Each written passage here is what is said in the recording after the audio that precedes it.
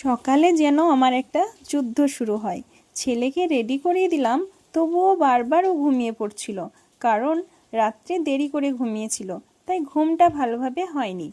আমি চা কিংবা কফি কোনোটাই অ্যালাউ করি না। জল দিয়ে বিস্কুট কিংবা টোস্ট যেটাই দিই না কেন ও তৃপ্তি করে খায়, কোনো অজুহাত ছাড়াই। ভিডিও করছি বলে ছেলে হাসছে। ছেলে তো স্কুল চলে গেল, এবার হাজব্যান্ড ও মেয়ে বেরিয়ে যাবে, তাই ওদের জন্য সকালের নাস্তা বানাচ্ছি।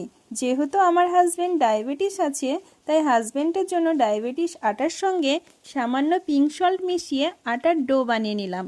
সঙ্গে মেয়ের জন্য গমের আটা রুটি। এই ডায়াবেটিস আটার ডো ভালোভাবে সার্কেল করা হয় না। রুটির সঙ্গে জাইতুন তেল দিয়ে সেঁকে নিলাম। মেয়ের রুটিগুলোও সেঁকে নিলাম। মেয়ে লুচি বেশি পছন্দ করে, কিন্তু বেশি তো দেওয়া উচিত নয়, তাই যখন খুব বায়না করে তখন তো দিতেই হয়।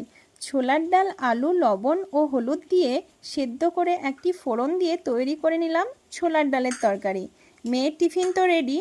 সামান্য ঘি দিয়ে কাজু বাদামগুলো হালকা ফ্রাই করে হাজব্যান্ডকে সকালের নাস্তা দিয়ে দিলাম। খেতে খেতে অবশিষ্ট খাবারগুলো টিফিনে প্যাক করে দিলাম, কারণ স্কুলের টাইম হয়ে গেছিল। হাজব্যান্ড ও মেয়ে বেরিয়ে গেল স্কুলের জন্য। ওদেরকে পাঠিয়ে দিয়ে আমি ঘরটা গুছিয়ে নিলাম। বিছানা অগোছালো থাকলে আমার একদম ভালো লাগে না। ঘর ঝাড়ু দিয়ে নিলাম। আমার ঘরটা অনেকটাই ছোট, তাই বালিশগুলো আলমারির উপরে রাখি। হাতে অনেকটা সময় ছিল, তাই ভাবলাম আগাছাগুলো পরিষ্কার করে নিই। বরকে বলেছিলাম আমাকে সবজির চারা এনে দিও, যেই বলা অমনি কাজ। তো বর এনে দিয়েছিলেন কাঁচা লঙ্কা, পেঁপে, টমেটো ও বেগুনের চারা। গাছগুলো পুঁতে দিয়েছিলাম গতকাল, তাই গাছের গোড়াগুলো পরিষ্কার করে নিলাম। আসলে গাছের গোড়ায় যদি আগাছা থাকে, গাছগুলো বড় হয় না এবং ভালোভাবে বেড়ে উঠতেও পারে না। তো আমি আঙিনাটাও পরিষ্কার করে নিলাম। আর কিছু চারা লাগিয়েছিলাম ছাদে। ছাদে চারাগুলো দেখো কত সুন্দর ও সতেজ হয়ে আছে। বৃষ্টি হয়েছিল বলে কিছুটা জল জমে গেছে।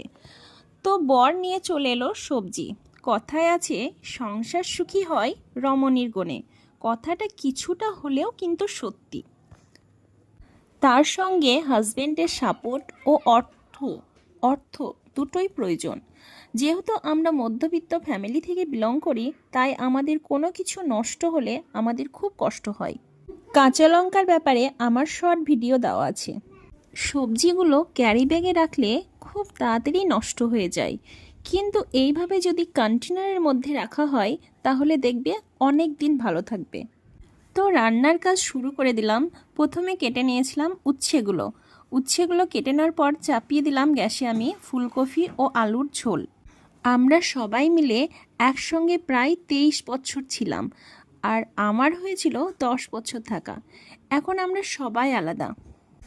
একসঙ্গে যখন ছিলাম তখন আমার বড় জা ও মেজো জা রান্না করতো, আর আমরা করতাম বাইরেকার কাজ। সাথে থাকতে তেমনভাবে রান্না করা হতো না। তোমরা কমেন্টে জানাবে আমার রান্না কেমন। যারা নতুন তারা অবশ্যই চ্যানেলটি সাবস্ক্রাইব করবে। সঙ্গে ছিল পাবদা মাছের ঝোল। রান্না বান্না সেরে প্রথমে বেসিনটা ধুয়ে নিলাম। মোছামুছি আমাদের প্রতিদিনের রুটিন।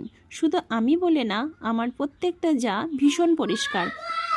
আসলে বাড়ি পরিষ্কার রাখার কাজ হাতে নাতে শিখেছি আমার বড় জা ও মেজো জায়ের কাছ থেকে। সত্যি বলতে ঘর অগোছালো থাকলে মনে হয় শান্তিপূর্ণভাবে বিছানায় ঘুম আসে না। সব কিছু পরিষ্কার করে চলে গেলাম ছেলে মেয়েকে স্নান করাতে। স্নান সেরে ছেলে কান্না জুড়ে দিল টিভি দেখবে বলে। তো এই ছিল আমার সকাল থেকে দুপুর পর্যন্ত রুটিন।